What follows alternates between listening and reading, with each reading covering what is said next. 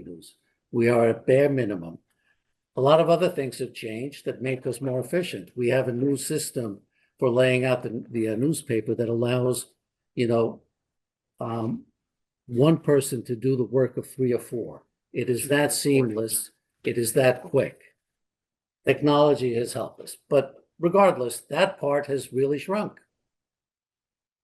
There are parts of the newsroom that didn't exist before that are now fully staffed.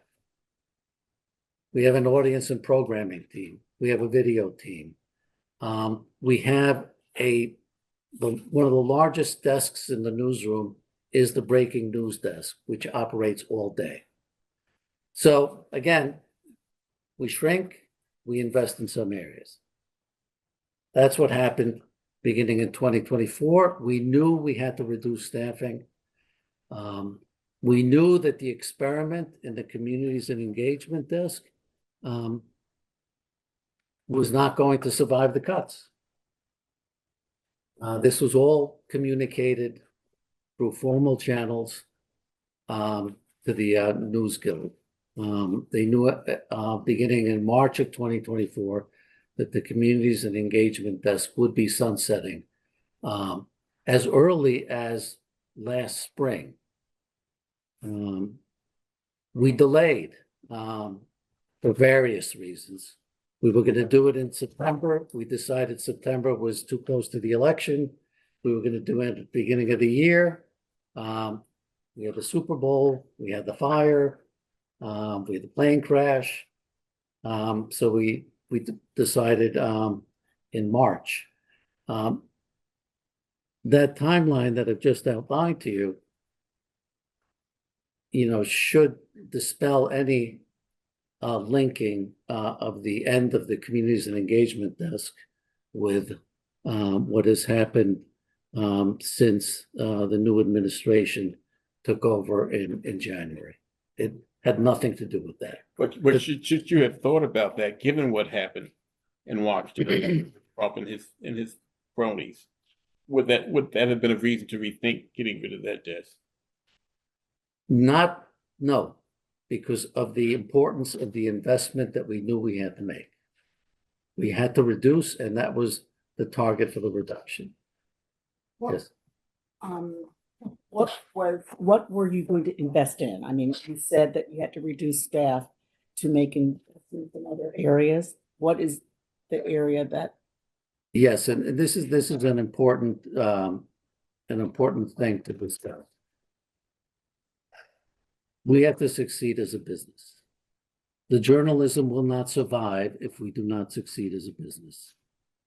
It's plain and simple. The size of the newsroom is directly related to the revenue that the company generates, right? So this is a business. It has to thrive as a business. It has to succeed as a business. There are areas of investments that we've defined in the last year and a half that require resources. We've invested heavily in food and the food vertical. If you read the Inquirer online, you can see how that digital strategy is a reinvention of that kind of coverage. We have invested in sports. We're investing in a weekend strategy where we're staffing up Saturday and Sunday. We realize that for our digital audience, the Inquirer online is really a Monday through Friday publication because staffing on Saturdays and Sundays is minimal, right? Again, those of you familiar with the Inquirer, in its heyday at print, Saturday and Sunday was always minimal staffing. I joke that the worst thing that could happen on a Friday night when the Sunday editor, who was all powerful at the Inquirer, right? The Sunday editor was in charge of producing the most important paper of the week. And the Inquirer in the 90s and maybe even to the early 2000s was one of the largest Sunday newspapers, physically speaking, in the entire country. There was an entire production to produce the Sunday newspaper, and the editor in charge went to bed Friday night knowing that the paper was decided. The last thing you wanted was somebody to mess with the paper. And Saturday and Sunday staffing was minimal staffing by design. In the digital age, that doesn't make any sense.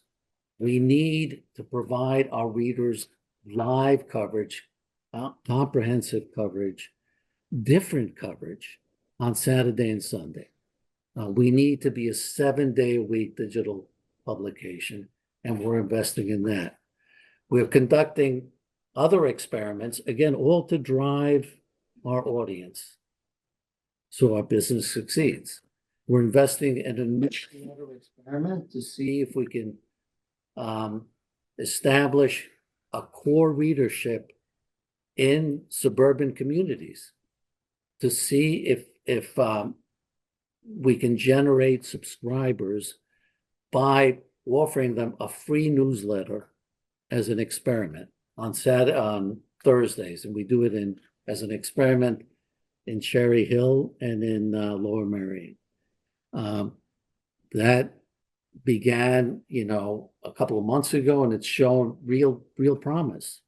And we can grow that and, essentially replicate for the modern age what the Inquirer did so well and so comprehensively in the 80s and 90s with its suburban operation. On the suburban front, and disclaimer to the room, I'm wearing several hats. I'm an NABJ Philly member, but I'm also president of the New Jersey Society of Professional Journalists. And to that end, and I'm going to deliver a letter to you that myself and Denise Clay Murray is the Keystone Pro Chapter president. She is also, Keystone covers Eastern Pennsylvania and Northeast Pennsylvania. So we are, not to read the entire letter, because I won't. And Mr. President, a copy for you. Thank you, sir. But we have the same concerns as NABJ Philly. Oh, can't forget Vice President Melanie Burney. She's Vice President of NABJ Philly and NJSPJ. We share the concerns with NABJ Philly, and particularly for my part, because I'm also a New Jersey resident, we're one of the most diverse states in the union. And we view the communities and engagements desk not so much as an experiment, but as a requirement that has been ignored for decades since the Kerner Commission. Thank you. So, and I understand, and I don't think anybody in the room is arguing that you have to be a successful business. Like, we're an industry protected by the Constitution, but the Constitution did not necessarily dictate how to make that money. But I believe every media outlet, especially one like the Inquirer, like WHYY where I work, we have an obligation to represent the entire community. And with Philadelphia being a majority Black city and New Jersey being a majority people of color state, it was disappointing. And especially in the last few years, to see the Inquirer kind of step back from what it proclaimed that it wanted to be. So If I can just jump in here. My issue, and as someone who represents journalists here in Philadelphia as well as Pennsylvania, is that when you talk about all of this expansion you're doing, I don't really see it including people who look like me. And I will tell you about my experience applying for a job at the Philadelphia Inquirer. The last time I applied for a job, I had done I had been a contributor to the editorial desk, to the opinion section. I applied for one of your editorial writer openings. I didn't even get the dignity of talking to the editor who was actually hiring for the job when I did the interview. And that was the last time I interviewed for any job or even applied for any job at the Philadelphia Inquirer because of that. This is a long-standing problem. Newspaper diversity within the newspaper has been a long-standing problem. And one of the concerns that we had, and it's expressed in the letter, is the fact that you already have these communities that the community and engagement desk was addressing their issues.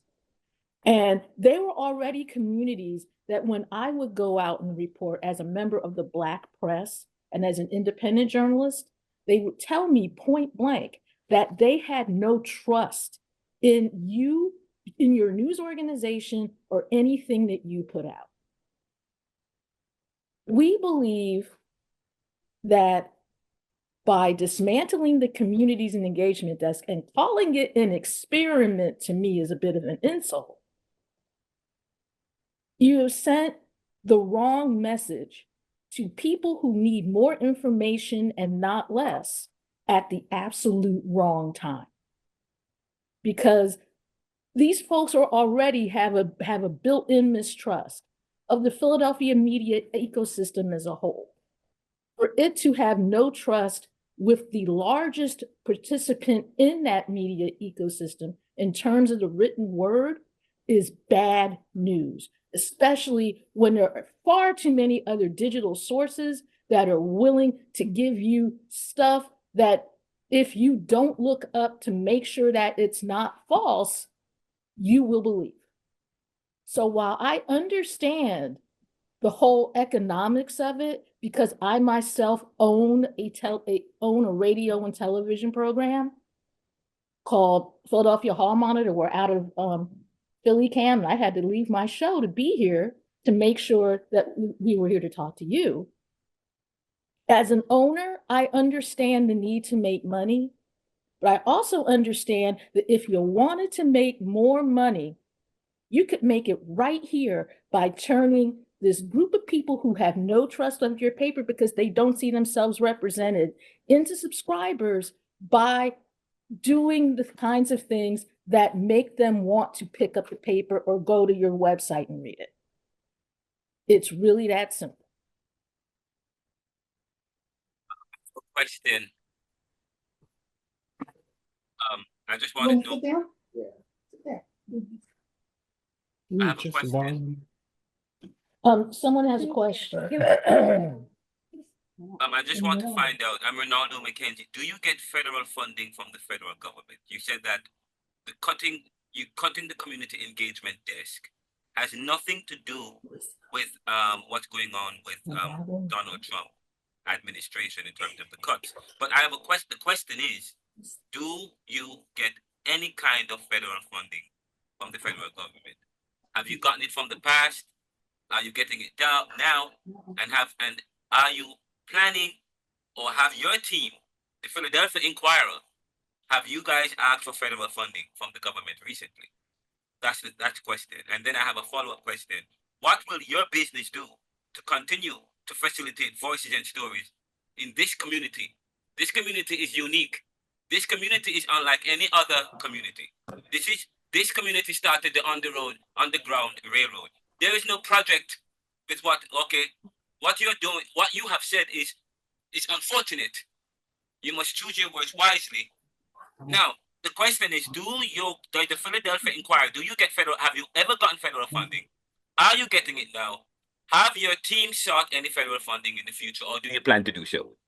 And the next question is, what will the business do to continue to facilitate voices and stories in the community? That's it. We heard the question. We heard it. Thanks. What's the question, sir? Who is this, first of all? Who is it? Ronaldo McKenzie. I'm Ronaldo McKenzie, the author of Neoliberalism, Globalization, Income Inequality, Poverty and Resistance, the creator and host of the Neoliberal Round, doctoral student at Georgetown, doctoral student at Temple University, graduate of University of Pennsylvania, and I'm a professor of Caribbean thought and Caribbean history, and do a lot of stuff here in Philadelphia, and I live in Germantown. Thank you. It's a Black person with a point of view. We don't have to know his background. He has a point of view and he shared it.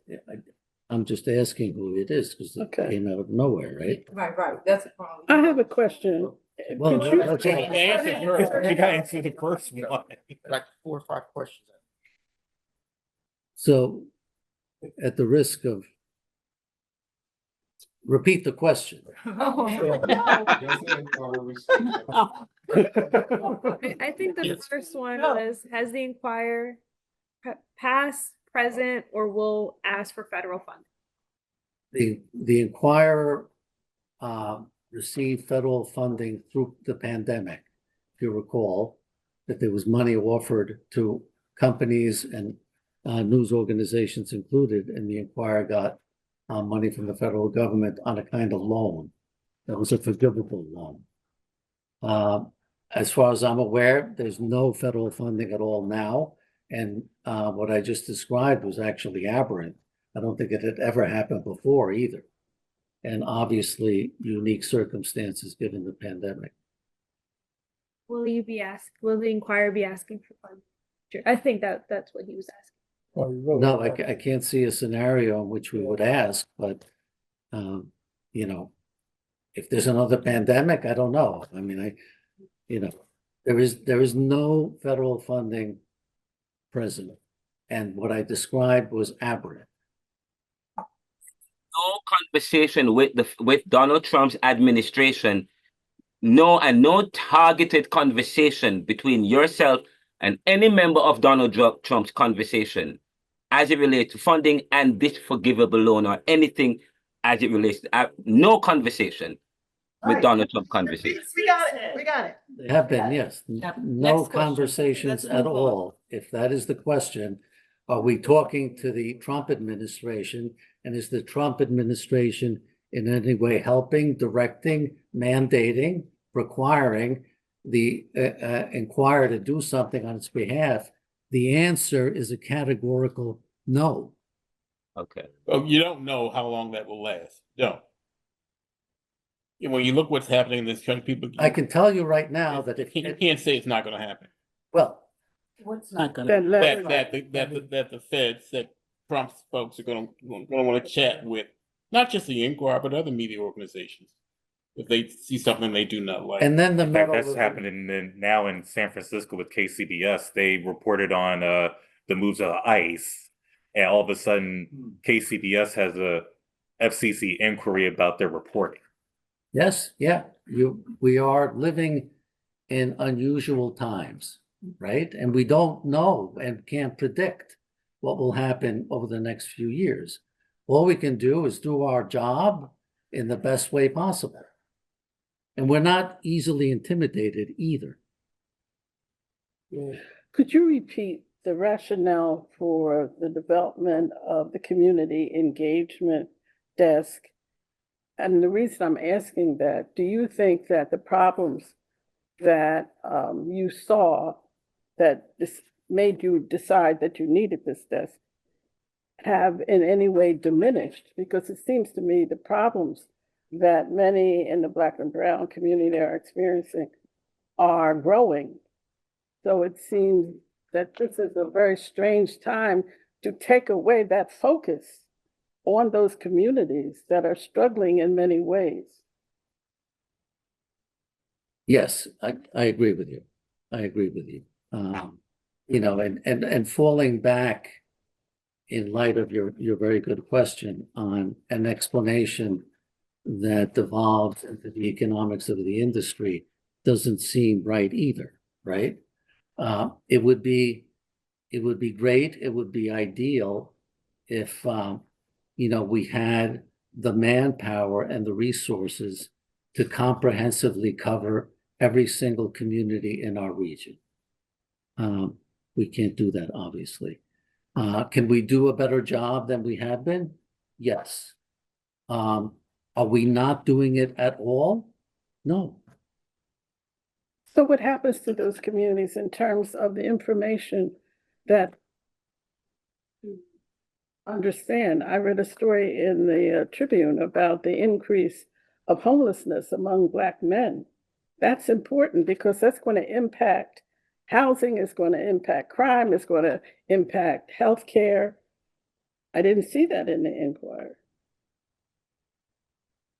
It's really important for us to do as thorough a job as possible over time in covering our communities, plural.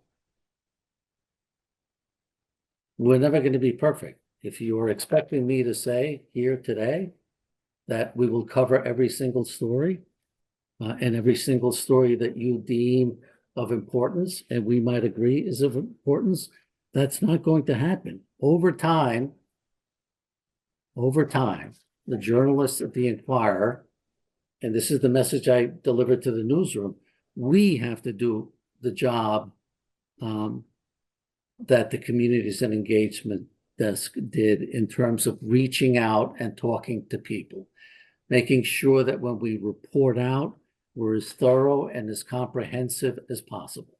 So Black subscribers aren't important to you? What did I say that would lead you to conclude that? Because in my community, as I talk to people, people say they're proud to say, we don't read the Inquirer. And these are not just poor people, these are professional people. So it seems to me, if I was a corporation, I would say, well, wait a minute, there's something that's happening here. We're losing people. And it seems to me that you're almost saying we don't mind losing those people. No. You know, we won't succeed if we alienate people. They're alienated, they are. Well, we obviously have to do a better job. Thank you. Yes. We can get the kind of coverage we need. And that's why you're cutting the program. Makes no sense. I think Yara had a. Yes. So when you said that, at one point the Communities Engagement Desk was faring very well. So what was it? Were you looking at metrics? Were the subscribers not coming in from that desk? What was it? Was there I'm just assuming there was a certain failure. Is that correct? I wouldn't say it was a failure. And from the very beginning, the goal was never to use the journalism produced by the desk as a kind of revenue play. In fact, as you know, the Inquirer requires you to subscribe to read the content. That was not the case with the content produced by the Communities Engagement Desk. It was deliberately outside the paywall. It was available to everybody for free.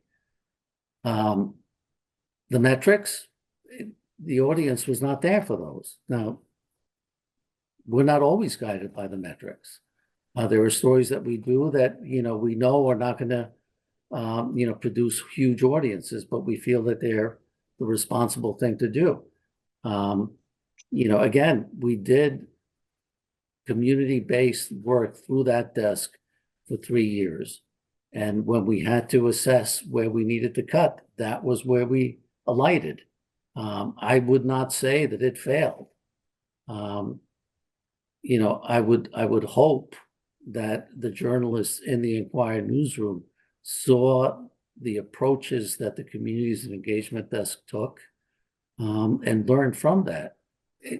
I should note, I'm sorry, but I should note that the Soapbox Salon is still living and thriving. It is now part of the community engagement editor in the opinion section, who has done a very, very good job bringing in voices from throughout the community who write and speak in their own voice because they're published in op-eds. I'm sorry I interrupted you. I guess if we can all agree it did such a good job, couldn't there have been just more creative ways to reduce the Inquirer? A staff member here, a staff member there, not one entire desk, maybe reporter there, an administrative person there. The desk was 6 people. 2 people had left. Those positions were not filled. In many ways, that was an early sign of where this was going, right? 2 people left. They went to other jobs, and those positions were not filled. 2 other people from the desk are still on the staff, just doing other things. So it was down to 3 people. So one of the longest serving people was also let go. You talked earlier about, usually it's the people that just come in. And I think she was here, 40 years, 45 years?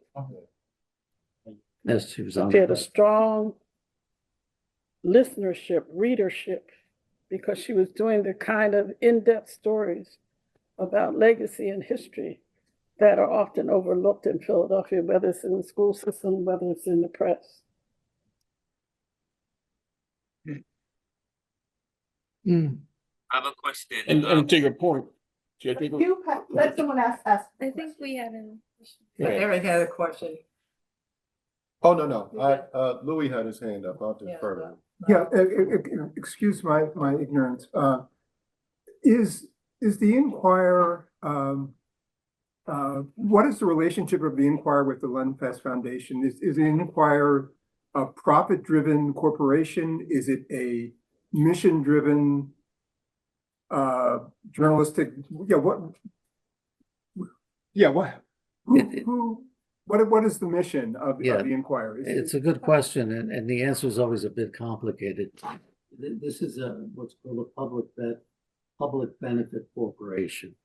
What that means is that we are owned by the nonprofit Lenfest Institute. We have two boards. We have the Inquirer board. The publisher of the Inquirer reports to the Inquirer board. I report to the publisher. We do not report to the Lenfest Institute. The Inquirer is essentially has to support itself. We get philanthropy money from the Institute, but the Inquirer has to survive as its own business. So the public benefit corporation, the most important aspect of that is that it allows the Institute to raise money on behalf of the Inquirer. This is the philanthropy vein. That's what allows sort of the philanthropy on one side and then essentially a business on the other side. That's why you have two boards. And, that's been an important source of revenue for the Inquirer. The Lenfest Institute has it supports local journalism, and that includes obviously the Inquirer, but it is actually supporting local journalism, not only in the region, it funds, local organizations, but also nationwide. So it has actually a big portfolio. Kind of related to the question about potential government interference, in that nonprofit foundations are have a certain vulnerability in terms of 501c3. Do you know if any of the decision making at the Inquirer are related to any pressures that may have come upon the Lenfest Institute? I can say that the answer is no to that. How diverse is the editorial board as well as the board of the? The editorial board, I'd have to do the count. The editor, Rich Jones, is Black. There's another Black staffer, an editorial writer. There are two Hispanics. And it's a 7-member board. But there's another board, right? That's the. Oh, I'm sorry. I thought you meant the opinion section. I'd have to go back and look at it's if you're asking specifically how many Black members there are, is that what you're asking on the Inquirer board? There are two. I have a question. I have two, in fact, I have two questions. One thing that you mentioned was that the reporters who are left on the staff who will be called on to cover those communities that the communities and engagement desk covered. Do you have a plan for ensuring that? As someone, and a number of us chose journalism, chose traditional white newspapers because their reporters were not covering those communities. What do you do to ensure that the ones who are left behind, a lot of them are not Black, will be covering those communities? How do you make them do it? That's one question. The second question has to do with the newsletters that you mentioned. Are you hiring for those newsletters? Or are you hiring people of color to help produce some of those newsletters. So you lay people off, that's a bad thing. That's not a very good thing. But we would also like to know that you are hiring people on the other end. So on your first question, as I said before, our journalism is not going to be what it should be if we are not much better at covering communities. The communities and engagement desk method, its journalism approach was different, and the result was different. The engagement part of the desk, which really involved going out and spending a lot of time in the community without necessarily a story in mind, that's going to be hard to replicate, I think, right? In all honesty, right? That's going to be hard to replicate. I think when reporters go out into the city and anywhere else for that matter, it's really important that they do their job as comprehensively and as completely as possible. And that includes, getting to know whatever you're writing about, people, an issue, the community itself, as deeply as possible. That's essentially the journalistic mission, and it's something that all our journalists are charged with. The second one, we are writing, we are hiring, and we have objectives for hiring, for diversity in hiring that we're graded on, and we share openly with the newsroom. We are hiring for the newsletter. We offered one job to a very qualified Black candidate who turned it down because he got a much better offer where he is. And we're still looking for people. I think we have 4 jobs open at the moment. You're looking for organization, us, to also find those people? Right. Yes. And SPJ and any place else. And the people that were let go couldn't be integrated into this new selection process. For the jobs that we are posting now, they're free to apply. There are skills that we know that we need that are part of the job description, and we will hire based on the skills that we need. Is the assumption that covering the city of Philadelphia is, say, different than covering Cherry Hill? Because as this gentleman said, we act as though the suburbs are all white and the cities are all Black. That's just not true. I think most of your journalists actually live in these suburbs. I don't know. Most of our journalists actually do most of their work in Philadelphia, as you They know. work in Philadelphia. They may not live in. Yeah, I don't know what the breakdown is. So what's the diversity breakdown of the newsroom right now? Because the last number that I saw, it was about 75% white. It's about, and Cheryl's here, right? It's about 24% people of color, 14% Black. And I'm talking about the newsroom, right? 1 second. So for the newsroom,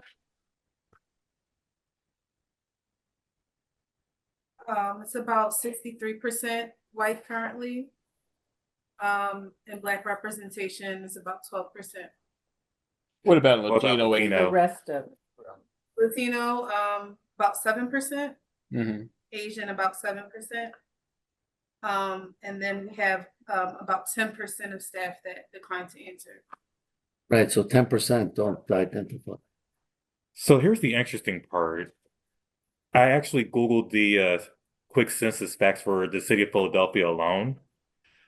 It's in track with Asian alone 7%, Black alone 40%, white alone 36%. So in a couple of areas, and Latinos 15%. So in a couple of areas, we're almost tracking with the city. I'm glad that the newsroom's not as white as it was 3 or 4 years ago. But at the same time, I'd be concerned considering the number of people in Philadelphia alone that are Black how that number is still below. And don't get me wrong, I'm in public media. Let me smack my industry for a minute. There's not that many Black people in public media, let alone news radio as a whole. I said that in reverse. WHYY is an anomaly for the number of people of color on its staff, but it's an anomaly. I came from a city where for a year, I was the only Black person in the newsroom on staff in Baltimore. Blackity Black Baltimore. Yeah, Blackity Black Baltimore. I was the only one for like a year. So in news radio in general, not that many people of color, let alone public media. And KYW, there's a couple of us on the staff. So it's an industry-wide problem, but damn it, someone got to start somewhere. I agree. So what's the holdup? Hiring, right? So, and this will be my last question. I don't want to monopolize. What does your outreach look like? You expressed an interest to reach out to us, but where are you going to Lincoln? Are you going to all the different? We have actually, Cheryl, you can be good at this because Yeah. we have a sophisticated pipeline program, right? Yeah, so I'm Sherelle, so Director of DEI at the Inquirer. So my biggest priority is like our pipeline development.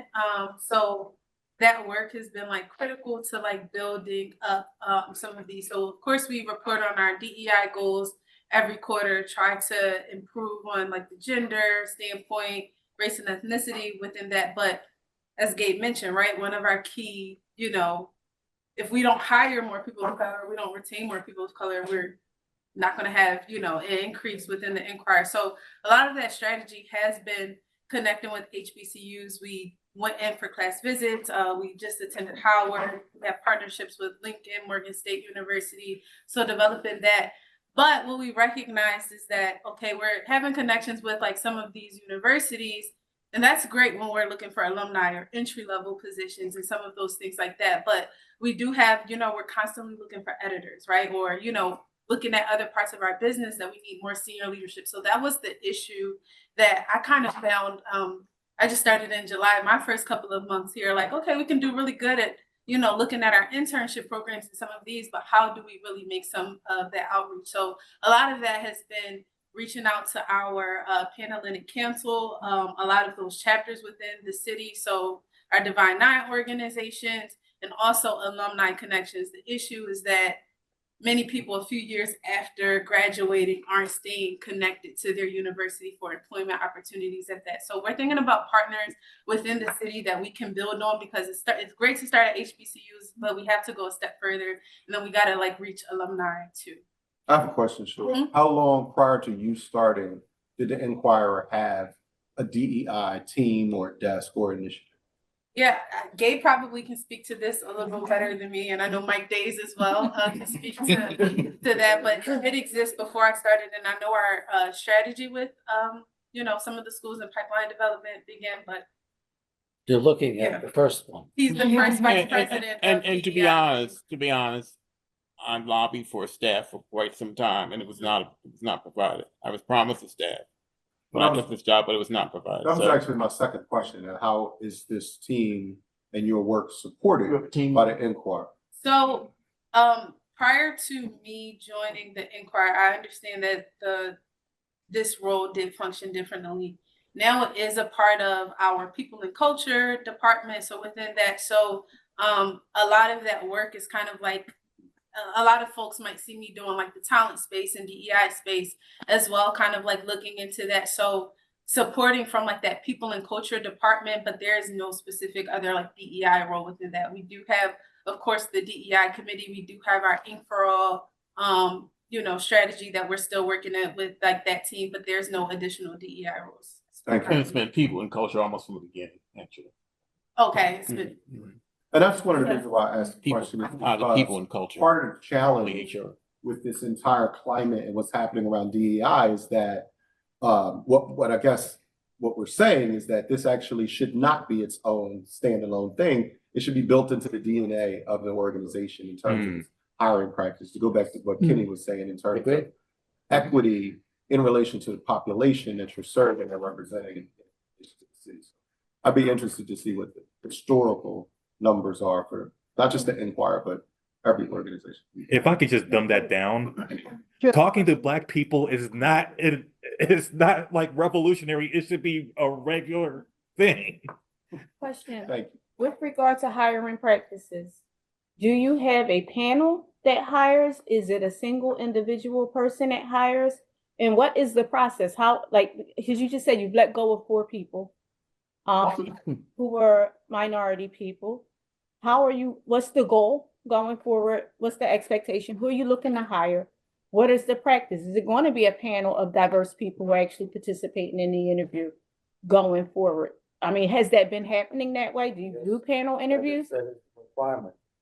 The interview panels be diverse. That is a requirement. And you also mentioned that the job is different now, the job descriptions that are put out, because you said the people can actually apply for those jobs if they want. So you let them go and they can apply as external candidates. So do they lose their internal longevity in the application process? Like, how does that work if you apply as an external? No, it's based on, the skills for whatever the particular job is. If they, I think under the News Guild, if I'm not mistaken, if you come back to the Inquirer, your whatever years you put in are counted. They count. Does it count in the interview process? Are you given They'll that? always do it, but I think Yeah. Are you given that, as an internal employee, I'm looked at first as opposed to external employees? Is it given that, or is it, No. there's no, okay. No. Just asking. 3 questions. Because I feel Start like with one. I feel like we're running out of time, but first is, will you also be addressing NAH Day in the similar manner as you're addressing NABJ? Okay. When will that be happening? You go to the convention in August. Yes, there's a convention in July, I believe. Yeah. Okay. Second, it just feels that from when the Tribune got it, when I covered it last week, just seemed that you were only concerned about subscribers that were more affluent in Lower Merion and Cherry Hill, and that, less affluent subscribers who you were covering with the community's engagement desk don't have the income to be paying for the subscription. How true is that? And what's next? What will the Inquirer be doing to not make it feel like this is a DEI rollback under Trump's administration? Well, I hope I clarified that this is not a DEI rollback. In fact, the DE&I policies that we adopted are still in play. I guess I should re-articulate. What will the Inquirer do to make it not appear that way moving What we set forward? out to do when it comes to DE&I, we have established policies, we have established goals that we're adhering to. We have internal policies in the newsroom that guide us. None of that has changed at all. And then the subscribers? The subscribers, the newsletter is really a digital play to test out whether newsletters work as a model for driving subscriptions. If they, and as I said, the signs are really good. If it could be that, in 5, 10,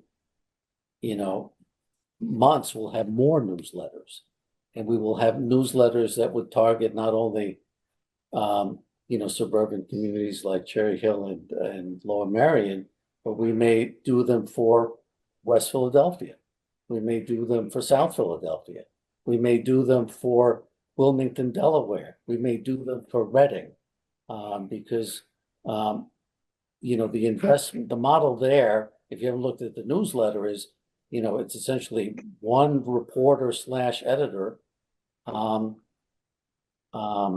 using a lot of the Inquirer content that is already relevant to different communities, including it in the newsletter, packaging them.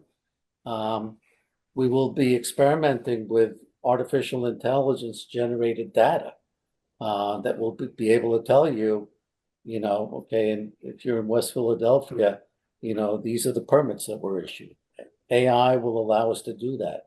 So there's both the strategy for now and then the strategic ambition that will follow once we can prove the concept. Do you guys deliver to Wilmington? No, but the newsletter is not an actual newsletter. It's all digital. Yeah. Digital, yeah. So, I say that as a resident of Wilmington. okay. And I say as a I former, did, it didn't work.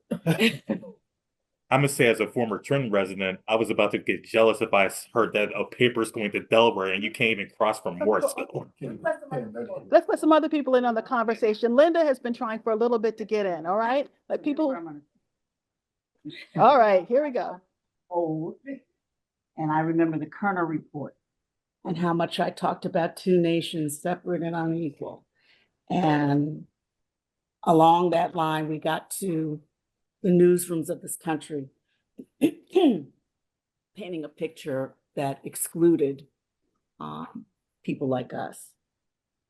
And then things got better. I got a job, though people in my grad school class when I graduated complained that the Black people were getting all the jobs. But anyway. They still say that. Yeah, it's a surplus visibility. So here comes Black Lives Matter, and here comes DEI, which somebody said yesterday, it's DIE. And I feel like we just keep going through the same cycles, and that's coupled with what has happened in the business. When I came into print journalism at the Daily News had 200,000 circulation. It was growing. When I left, things were starting to go in the direction that they've gone. So I have a couple of questions. One, in terms of diversity, is it ever going to be possible under any circumstance, even if the stock market went through the roof and suddenly became so affluent that everybody would pay $100 a week for their newspaper? Will it ever be possible to institutionalize diversity in news coverage and reporting? If indeed it's last hired, first fired, forever and ever, amen, that seems to me it can never happen. And then the other thing, besides that question, is I have a mentee at Columbia Journalism School, place I graduated from more than 50 years ago, mentee at the J School. Sometimes I feel like, how dare you tell this young woman to go into journalism? Do you tell people to go into journalism? If your nephew came to you, would you tell him, yeah, great business? So those two things, how do we break the cycle so that we don't have to have DEI over and over and over again? Yeah. Yes. And why go into the business? Can I just add that it's only 6% of reporting journalists that are Black today? Okay. On your first one, that remains the aspiration. On the last hired, first fired, that's no longer the case. There is no seniority clause in the guild contract. Hasn't been since 2016 or 2017. But that remains an aspiration. On whether I would encourage people, yes. I mean, this what we do has always been important. It is more important now than it has ever been. The industry is challenged in many ways, but the mission of the journalists, to chronicle the issues of the day as completely as possible, to hold elected officials accountable. That is inherently an important mission, and I would argue a noble one. And I am always encouraging people to become journalists for that reason. I think they have so many more skills now, don't they? Gave me, like. you got Yes, right, and the good part is, be a good you know, reporter, I've take, been a did you- news manager for 25 years. The journalists that come out of journalism school now are better prepared than I have ever seen. Is that because they know how to I think work the across journalism schools, platforms? the journalism schools, Temple being a very good example, do an excellent job training journalists and providing them with real life experiences and all the skills that they need. I went to a Lane Masters in Journalism program where I didn't learn anything. The journalism programs, but either the undergraduate level or the master's level are really highly evolved, practical, and comprehensive. And we see the benefits of that in the young journalists that are coming out. But the path to getting a master's in journalism is actually cut off for the majority of children in this school system because we have a failing school system. And my issue with the Inquirer over a number of years, that for the most part, your reporting doesn't reflect the problems in the school system, that over 70% of the children are actually failing. You talk about the 30%, and maybe you went up to 32% and consider that something of some kind of breakthrough. When are you going to start to report the real problem in the school system so your mission will help to force the school district to do better by our children? Because our children are not going to be the next reporters based upon these marks. And it used to be that you actually put the testing scores in the paper.